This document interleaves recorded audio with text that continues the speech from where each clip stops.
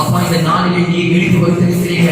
அப்பா இந்த நாளுடைய ஈவா இருக்கிறதுக்காக நாங்கள் நன்றி செலுத்துகிறோம். இந்த கூட்டணிக்காக நாங்கள் நன்றி செலுத்துகிறோம். அப்பா ஒரு சில கூட்டத்தை உங்களுக்கு கொடுப்பேன் என்று சொல்லியிருக்கீங்க. அப்பா இந்த வாய்ப்பை நாங்கள் பயன்படுத்திக் கொள்கிறோம் சுவாமி.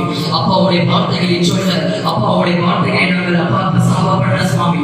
நாங்கள் இந்த வாய்ப்பை நாங்கள் பயன்படுத்திக் கொள்கிறோம் சுவாமி. அப்பா நாங்கள் உங்களை துதிக்கிறோம். அப்பா நாங்கள் உங்களை போற்றுகிறோம்.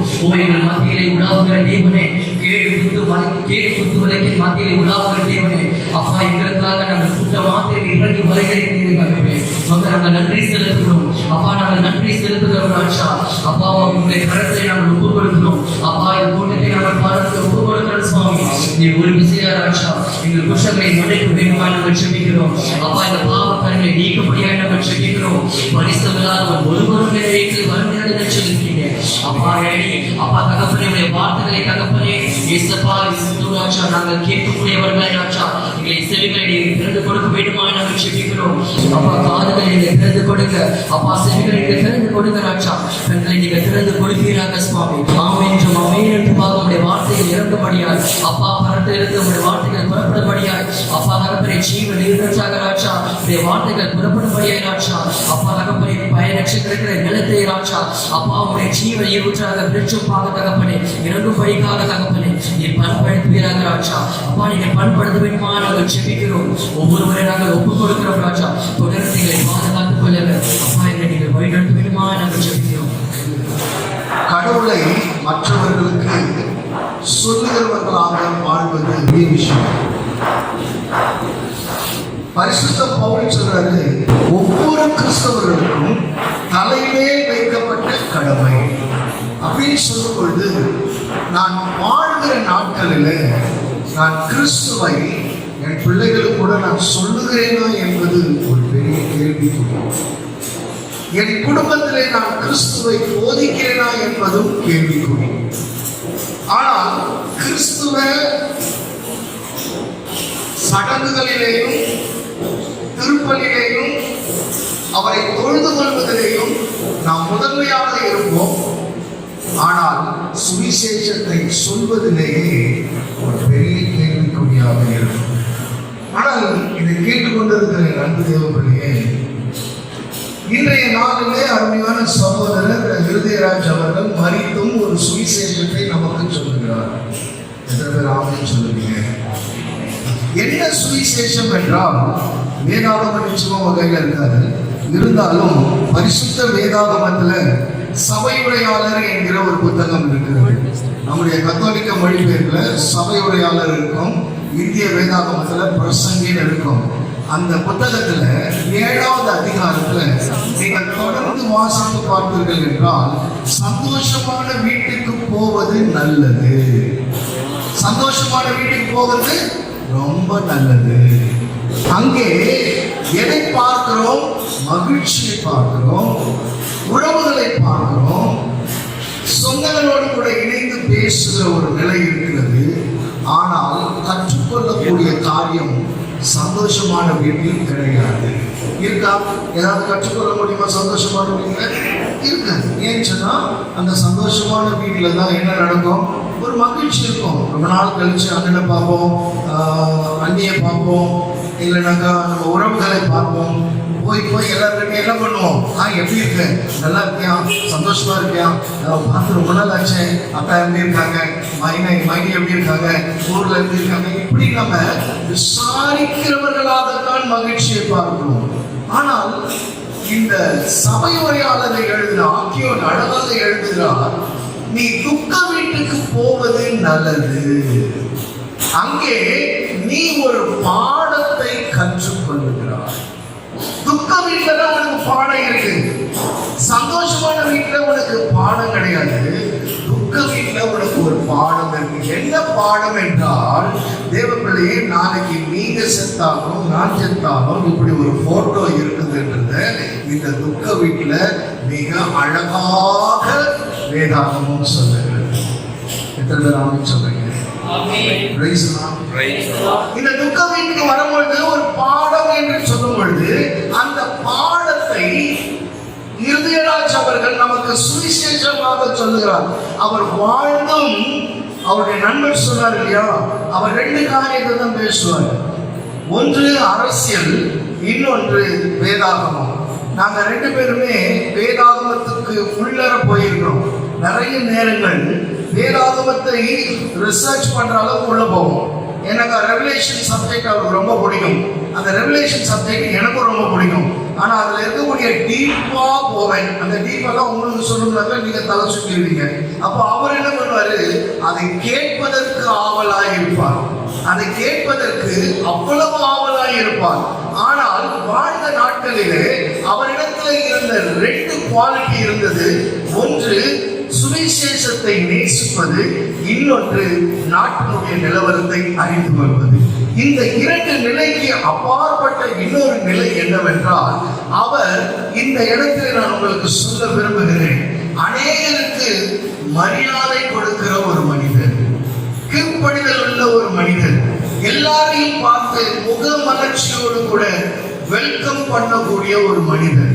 ஏனென்று சொன்னால் அந்த குடும்பத்தோடு கூட, அவருடைய குடும்பத்தோடு கூட பல வருஷங்கள் நெருங்கி நான் அவருடைய சகோதரனாக, அந்த குடும்பத்தின் நண்பராக, சகோதரிக்கு ஒரு சகோதரனாக நாங்கள் பயணம் செய்திருக்கிறேன். என்னுடைய ஆக்சிடென்ட்ல அவர் என்ன பண்ணாருன்னு சொன்னா, எனக்கு ஆக்சிடென்ட் ஆகிருக்கு, 8 ஸ்க்ரூ இருக்கு, இந்த கழுத்துல ஒரு பெரிய வெட்டு இருக்கு பார்த்தீங்களா, இதெல்லாம் வந்து பார்த்தீங்கன்னாக்கா ஒரு பெரிய சம்பவம். அப்படின்னு சொல்லும் போது நான் நற்செய்தியை முடிச்சுட்டு நான் சென்னைக்கு வரும்போது ஆக்சிடென்ட் ஆச்சு. என்னோடு கூட இவர் மருத்துவமனையில என் பக்கத்துல இருப்பாரு, கரெக்டா வந்துருவாரு. நான் தனியா தான் இருப்பேன். என் மக வர வரைக்கும் என் கூட இருப்பாரு, என்னோட பேசிட்டு இருப்பாரு. அப்ப பேசும் பொழுது கூட தேவையில்லாத பேச்சுகள் அவரிடத்துல கிடையாது. அடுத்தவர்களை குறித்து பேசுகிற வார்த்தை கிடையாது.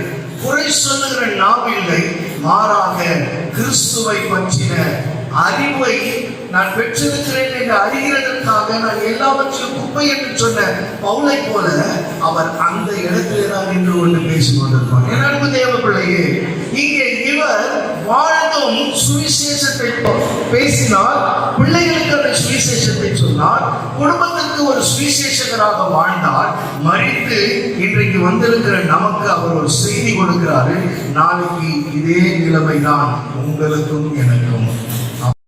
நீ துக்க வீட்டுக்கு போவது அது சிறந்தது, அங்கே ஒரு பாடத்தை நீ கற்றுக்கொள்ளுகிறாய்.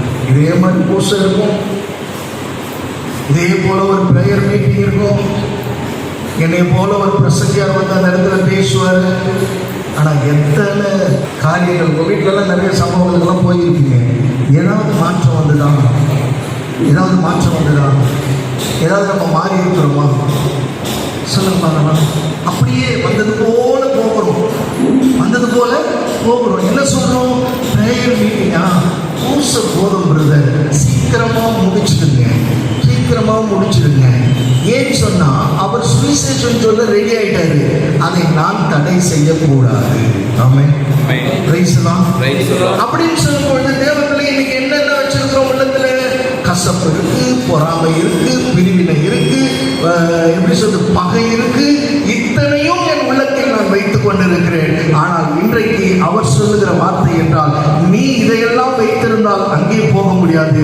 நீ அங்கே போகணும் என்றால் உன் வாழ்க்கையின் தன்மை மாற்றப்பட வேண்டும், உன் வாழ்க்கையின் தன்மை மாற்றப்பட வேண்டும், உன் சிந்தனை மாற்றப்பட வேண்டும், உன்னுடைய சொல் மாற்றப்பட வேண்டும். அதனால்தான் இந்த உலகத்தில் எத்தனை மணி நேரம் நாம் வாழ போகிறோம் என்பது யாருக்குமே தெரியாது.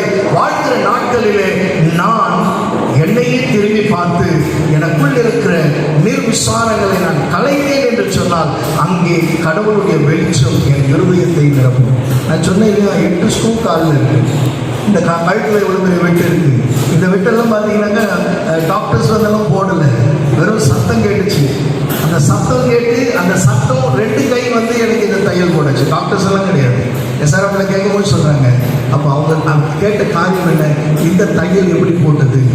இதுதான் தெய்வம். இன்றைக்கும் தெய்வம் வாழ்கிறார், இன்றைக்கும் தெய்வம் நம் மத்தியிலே உலாவிக் கொண்டிருக்கிறார், இன்றைக்கும் தெய்வம் நம் மத்தியிலே பேசிக் கொண்டிருக்கிறார். கேட்க செவி உள்ளவன் கேட்க கடவுள். இதோ நான் மரித்தேன், சதாகாலமும் உயிரோடு இருக்கிறேன் என்று உயிர்த்த ஆண்டவருடைய திருவிழாவை சிந்தித்தோமே. மரணமே உன் கூரெங்கே, பாதாளமே உன் கொடுக்கெங்கே, மரணத்தை ஜெயித்தவர் என்று சொல்லும் பொழுது பரிசுத்த பவுல் தெசலோனிக்கர் 4வது அதிகாரத்துல நீங்க 13ல இருந்து நீங்க வாசித்து பார்த்தீங்கன்னாக்கா மிக தெளிவாக சொல்கிறார், கிறிஸ்துவுக்குள் மரித்தவர்கள் முதல் உயிர் தழுவார்கள். நான் கிறிஸ்துவுக்குள் வாழ்ந்தால்தான் கிறிஸ்துவுக்குள் நான் மரிக்க முடியும். கிறிஸ்தவனாய் மரிப்பது வேற, கிறிஸ்துவுக்குள் வாழ்ந்து மரிக்கிறது வேற. ஆமென். அமைச்சர் மரிக்கிறா. நான் கிறிஸ்துவுக்குள்ள வாழ்ந்தாதான் நான் கிறிஸ்துவுக்குள்ளார உயிர் தழ முடியும். அப்போ உயிர் தழுதலின் மகிமை சாதாரணமானதல்ல. நம்முடைய திருச்சபையிலே மரணம் என்பது அது புதைப்புக்கு அர்த்தம். நான் எடுத்துட்டு போய் இருதயராஜை நான் புதைத்திருக்கிறேன் இல்ல, விதைத்திருக்கிறேன். ஆமென். இருதயராஜை நான் விதைத்திருக்கிறேன். ஆண்டவர் வரும் பொழுது அவர் இந்த சரீரத்தோடு கூட அவர் மேலே போகிறதை கடவுள் செய்கிற காரியமாய் இருக்கும். என் அன்பு தேவ பிள்ளையே, இந்த உலகத்துல நம்ம வாழும் பொழுது நான் கிறிஸ்தவனாக வாழ்வதை விட கிறிஸ்துவுக்குள் வாழ்கிற ஒரு மனிதனாக. அதனால்தான் பரிசுத்த வேதாகமத்தில் சொல்றாரு, யோவான் 15:7, ஒருவன் என்னுள்ளும் என் வார்த்தைகள் அவனுக்குள்ளும் நிலைத்திருந்தால் அவன் எதை கேட்கிறானோ அதை பெற்றுக் கொள்ளுகிறான் என்று. அப்படின்னு சொன்னா தேவ பிள்ளையே, கடவுளுடைய வார்த்தை உனக்குள் இருக்கணும், அவருடைய சிந்தனை உனக்குள் இருக்கணும், அவருடைய செயல் உனக்குள் இருக்கணும். வாழ்வது நான் அல்ல, கிறிஸ்துவே என்னில் வாழ்கிறார் என்ற பரிசுத்த பவுலனுடைய கூற்று இந்த உலகத்தில் எல்லாமே குப்பை என தூக்கி எறிந்துவிட்டு அவருடைய உயிர்த்தெழுதலில் நான் பங்கு பெற விரும்புகிறேன் என்று சொன்னது போல இன்றைக்கு வந்திருக்கிற உங்களுக்கு இருதயராஜ் அவர்கள் கொடுக்கிற செய்தி, மாற்றம் வர வேண்டும் உன் உள்ளத்திலே, மாற்றம் வர வேண்டும் உன் சிந்தனையிலே, மாற்றம் வர வேண்டும் உன் செயலிலே. அப்பொழுதுதான் நான் உண்மையான கிறிஸ்தவனாக கிறிஸ்துவுக்குள் மரிப்பேன். இன்னொரு காரியத்தை பார்த்தீர்கள் என்றால், மரித்தவர்களுக்கு இந்த உலகத்தில் ஒரு பங்கும் கிடையாது. அதே சபையுரையாளர்ல 9ஆம் அதிகாரத்தை நீங்க வாசித்து பார்த்தீங்கன்னா 5வது வசனம் சொல்லுகிறது, இறந்தவர்களுக்கு உயிரோடு இருக்கிறவர்களுக்கு நாம் மரிப்பது உண்மை. நம்ம உயிரோடு இருக்கிறோம்னா நமக்கு ஒரு நாள் மரணம் நிச்சயம், அப்படிதானே? நிச்சயமா இல்லையா? நம்ம மரிக்க போறோம். ஆனால் அதே வேதாகமத்தில் பரிசுத்த ஆவியானவர் என்ன எழுதி வைத்திருக்கிறார் என்று சொன்னால், மரித்தவர்கள் அறவே மறக்கப்படுவார்கள். இப்போ அருமையான தேவ மனுஷர் ஃபாதர் சொன்னார் இல்லையா, மரண நேரத்தில் அழுகை இருந்தது. மரண நேரத்தில் அவருடைய உடல் இருக்கிற இடத்துல அழுகை இருந்தது, கூச்சல் இருந்தது, புலம்பல் இருந்தது, துக்கம் இருந்தது. ஆனால் இது குறைந்திருக்கிறது என்று சொல்லுகிறார் இல்லையா, இதுதான் வசனம். அவர்கள் அறவே மறக்கப்படுவார்கள். அவர்கள் அறவே மறக்கப்பட்டார்கள் என்று சொன்னால் இந்த பூமியிலே எதுலையுமே அவங்களுக்கு பங்கே கிடையாது. ஆமென். எதுலையுமே பங்கு கிடையாது. நீ கூப்பிட்டாலும் அவர்களுக்கு கேட்காது, நீ பேசினாலும் அவர்களுக்கு கேட்காது. ஆனால் அவர் மரித்து சொல்லுகிற காரியம் என்னவென்றால், இனி உன் வாழ்க்கை மாற்றப்பட வேண்டும். நாளைக்கு இந்த நிலைமை உனக்கும் உண்டு, ஆனால் உன்னை குறித்து மற்றவர்களும் பேச வேண்டும், உலகமும் பேச வேண்டும். அதுதான் தேவனுடைய திட்டமாக இருக்கிறது. இதை கேட்டுக்கொண்டிருக்கிற அன்பு தேவனுடைய சிந்தித்துப்பா, நாம் எங்கே இருக்கிறோம்? எதை கொண்டு வந்தோம்? எதையாவது கொண்டு போகிறோம்? ஒன்றுமே கிடையாது. எதையுமே கொண்டு போகிறது. நீங்கள் நல்லா யோசனை பண்ணி பாருங்க. நீங்கள் குழந்தையாக இருக்கும்பொழுது நடுப்பீடத்தில் வராங்க. நடுப்பீடத்தில் வரும்பொழுது ஒன்று தூக்கிட்டு வராங்க, பேப்டிசம் கொடுக்குறாங்க. அப்போ யாருக்காவது தெரியுமா நீ யார் மடியில் இருந்தேன்னு? யாருக்காவது தெரியுமா நீங்கள் யார் மடியில் இருந்தீங்க? தெரியாது. அப்போ என்ன நடக்குது? அருமையான ஒரு மகிழ்ச்சி, முத்தம் கிடைக்கிறது. அத்தை வந்து கில்லும், எல்லாரும் கில்லுவாங்க, காலை பிடிப்பாங்க, காதை பிடிப்பாங்க, கிள்ளி கிள்ளி முத்தம் கொடுத்து ஒரு மகிழ்ச்சி இருக்கும். நீ வளர்ற, பெரியவனாகிற, ஒரு 15 வயசு 11 வயசுல மீண்டும் அதே நடுப்பீடத்துக்கு வர, புது நன்மை என்கிற ஒரு அருட்சாதனத்துக்குள் வருகிறார். இந்த அருட்சாதனத்துக்குள் நீ வரும் பொழுது அப்பொழுதும் ஒரு மகிழ்ச்சி இருக்கிறது.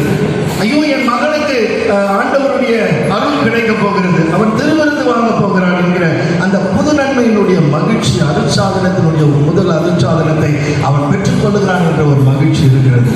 காலங்கள் கடக்கிறது, நாட்கள் கடக்கிறது, நீ பெரியவனாகிறாய், படிக்கிறாய், படித்து முடித்து விட்டு மீண்டும் அதே நடுப்பீடத்துக்கு வருகிறாய், ஒரு ரெஸ்பான்சிபிலிட்டி பர்சனாக.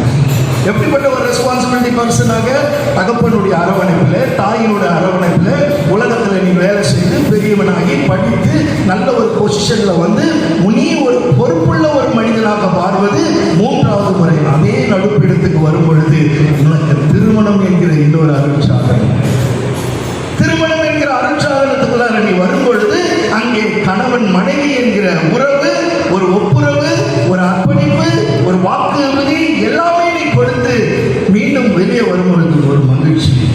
அப்பொழுதும் உன்னை சுற்றிலுமாக ஒரு சாய் இருக்கிறது. என் அன்பு தேவ பிள்ளையே, காலங்கள் கடக்கிறது, நாட்கள் ஓடுகிறது. உன்னுடைய பொறுப்பில் அநேகர் கொடுத்த gift எல்லாம் இன்னைக்கு உன் கையில் இருக்காது.